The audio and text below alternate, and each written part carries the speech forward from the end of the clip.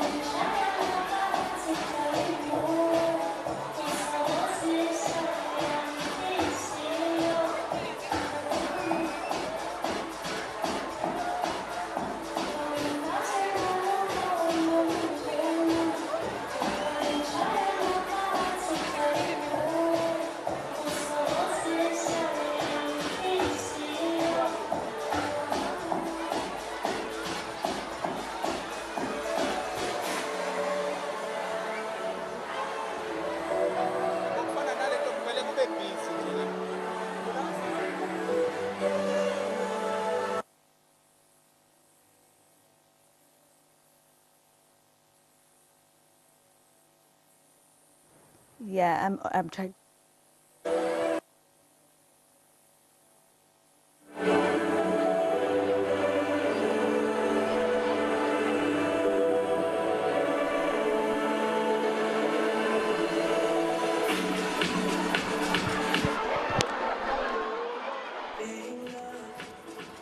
All right, so those are live visuals from DR in the Northern Cape. Of course, this is government's official program for today, which is Human Rights Day. You might remember Human Rights Day after people were killed by the apartheid government back in 1960 because of a peaceful protest with regards to the pass laws and the fact that they had to walk around with a dompas.